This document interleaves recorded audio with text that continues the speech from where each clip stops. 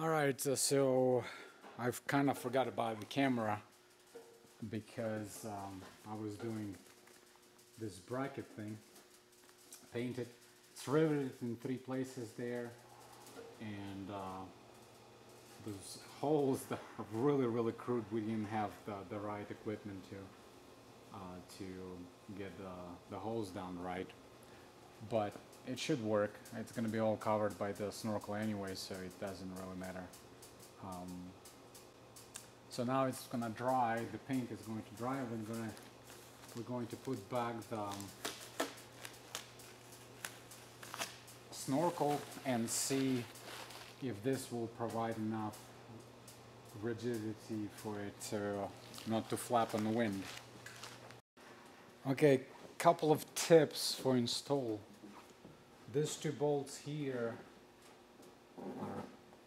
it would be almost impossible to reach if the other 4 on this side or the other 3. Push it on the bottom.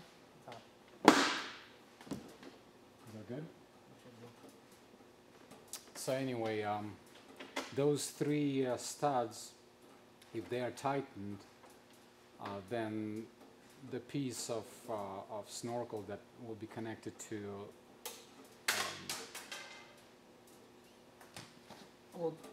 that will be connected to the air cleaner will prevent access of the hand all the way out here. So it's better to put those 2 first and tighten them completely, and then the 3 on this side. Another thing is, because of the angle, in order to put the washer, it would be a good idea to put a little grease around the stud on the fender itself on the inside, so you can put the washer and it will get stuck to the wall. Where is it? You want the the socket or? So hard to start. I don't think I even got it started. It's just staying there. Hopefully I'll be able to do it without it falling. Because he's slipping? Yeah. It's just slipping and I can't start it. Yeah, but you shouldn't have put any grease on the stud, just on the wall of the fender. I didn't, but putting the washer on got grease all over my fingers. Oh. So yeah, the grease will keep the washer against on the stud without falling out because of the angle. It kind of angled down, and then it really helps somebody who is still have growing arms to squeeze in that little limited space in there. Let's see what else. Well, it really doesn't look as good as Safari, I think. I never seen Safari Snorkel in person, so I really, but on the pictures it looks cleaner than this one. Maybe it's just the fact that I'm seeing the snorkel first time in person. No, I don't think anybody around here, at least I never seen any vehicles with it. Let's see what else. What else, Mitch? Any other tips that we had to go through? No idea. That's it. Yeah, I think the rest of it's pretty straightforward. And I don't remember how thorough I was explaining step by step. It's not really a step-by-step instruction because at the same time I'm trying to figure it out. I forget to film and explain it step by step, but basically we had to recap. The original template did not. First I thought lining up with the edge of the fender and lining up on the corner on the top of the fender will give more or less, it looked like it would give the right location, but it turned out that the template corner being a the edge of the top edge of the fender required to move the snorkel about half an inch down, maybe a little bit less than half an inch, so I had to widen the hole down a tad. But what important thing was that we did not mark and drill the mounting holes at that point. So once we positioned, and it's really hard to see where it's going to be until you actually drill that big hole, so you can put the whole snorkel through and then see how it lines up. When we were able to do that and I widened the hole, we were able to, basically what we've done, and I think it's visible on the video, we taped the template with the holes lined up, with the holes on the snorkel lined up with the holes on the template. Then we put it against here. We put some masking tape, and then figured out which position we like the snorkel the best, and then marked off the corners of the template with the snorkel in the position. Then we took the snorkel, taped the template back on the fender, and marked the holes, then drilled the holes, and the rest of it it's here. And if we'd have no grease? No grease. Well, how else are you gonna how else are you gonna super glue it to the nut? Super glue it to the nut? So anyway, I still don't think I even got it threaded in. It's just stuck there. Well, I think I maybe got a little bit, but I can't turn it because it's too loose to do the clicking action on both wrenches. So I'm just there spinning it back and forth. well, oh, because it's not tight enough, so it doesn't allow the free back up on the wrench, huh? Well, let me try to get. Where is the other wrench? I was using it. I'm gonna try, see if my hand. It did last time. I was able to tighten it. I think it's actually still in there on the nut. That's a bad idea. What if it falls down?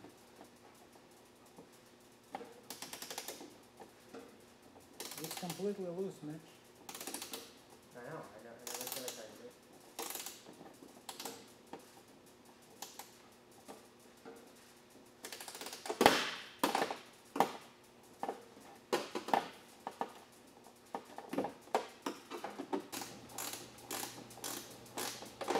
Yeah, it's definitely doable. I don't have the biggest arms in the world, but nice to have some meat on my arms anyway. You know, I'm able to fit through this hole. It's tight, without a doubt, and you kind of have to feel your way. I cannot reach all the way to the nut with my hand, but with the wrench, it's long enough where I can reach the nut and feel it to put the wrench in. Antenna. On the antenna, I use the blade to cut a little bit of a plastic around the grommet of the antenna, and we did cut off part of the grommet of the antenna with the blade also. So that's probably the easiest challenge that we face today.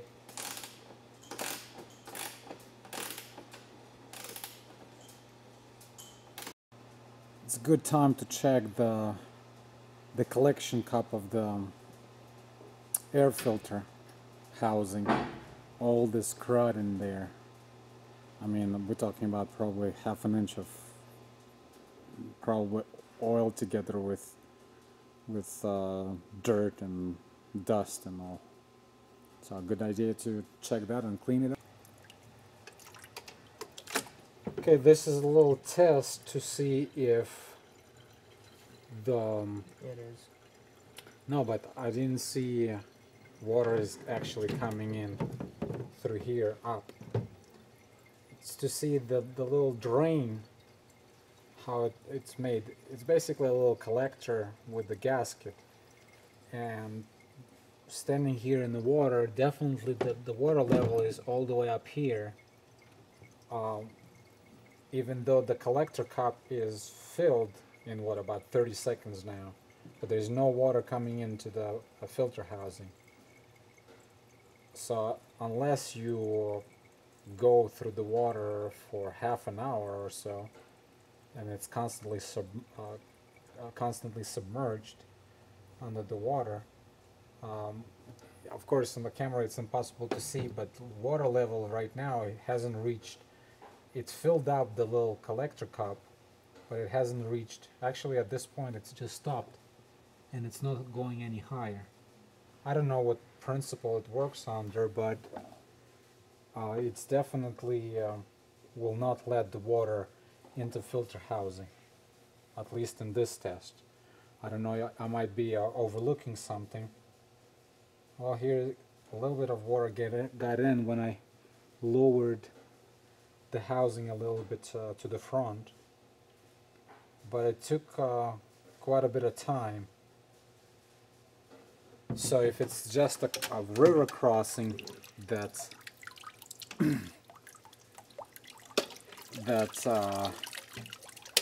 one is going through, it should be just fine without any further modifications, plugging that hole or anything.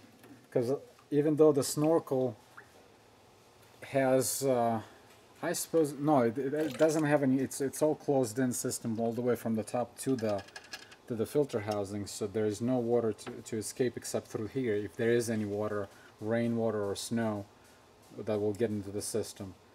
But first of all, this cup is snow and water is big enough to collect quite a bit of water, and as this demonstration has shown, it takes a long while before it actually will reach the, even submerged under the water, that it will reach the inside of the housing, the filter housing.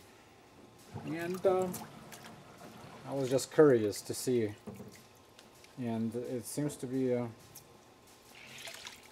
designed where it's like I said, if it's going to stand in the water running, probably would be a good idea in situations like that to shut down the engine and then figure out how to drain, or maybe through a longer crossing, maybe have a little rubber plug cut out that one can take the top of the filter off, install, remove the filter, put the plug into place, and then proceed with the crossing.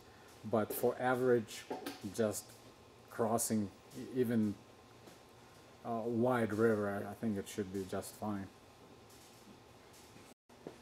Alright, we're putting back the housing into place. Yes. Put it somewhere that it'll be easy. Or flip it around or whatever to screw on and off. Do you even check? Huh? Do you even check which direction it is so it's easy to screw on and off? Well, considering everything, this thing went on pretty smoothly. Yeah. It wasn't too much work.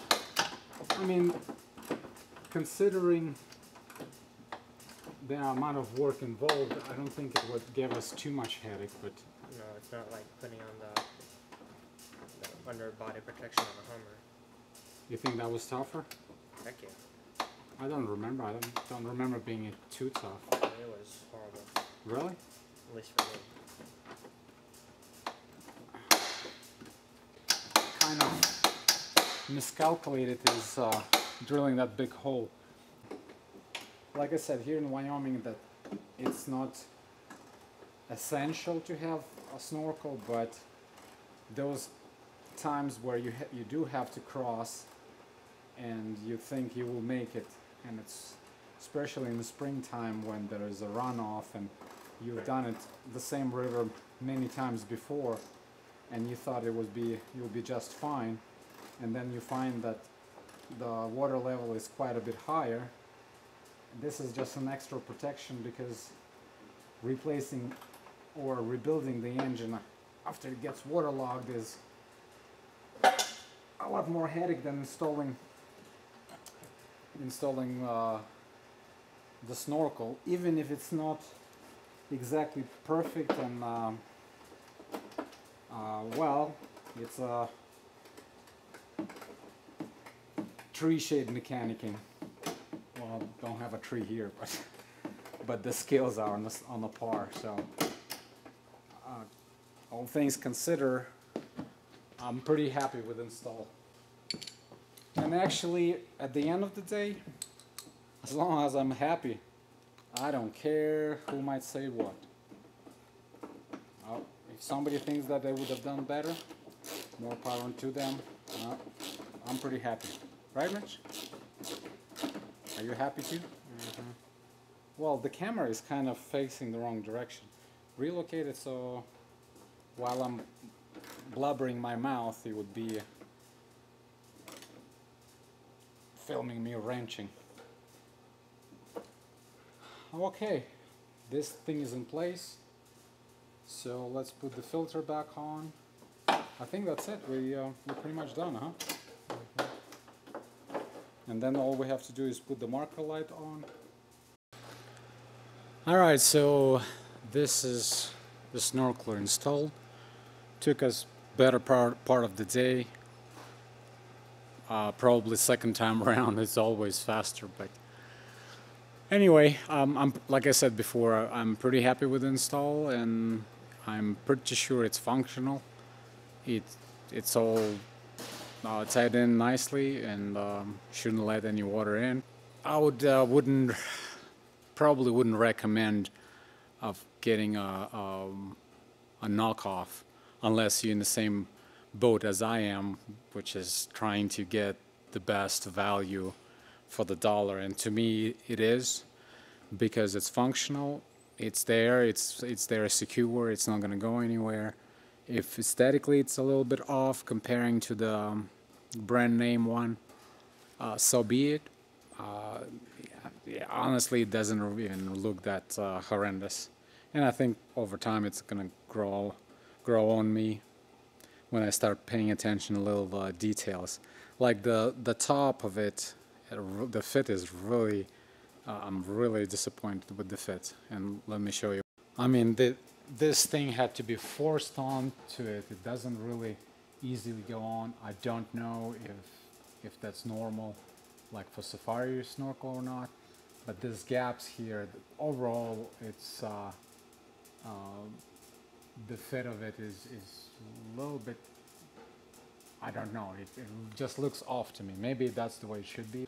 The bracket seems to be strong enough, even though it's not like original one that was stamped metal. This one is aluminum, but I have given it a good shake, so I'm pretty sure on the wind it's going to be just fine. Other than that, for the money, I think it's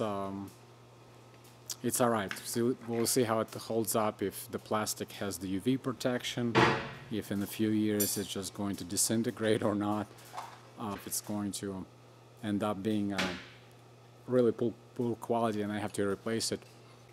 I'll just slap on the Safari, and if I have to modify something, that's what I'll have to do. Anyway, that's it. Thanks for watching, and we'll see you on next time. And hopefully next time we'll be taking it off-road. It's been long enough.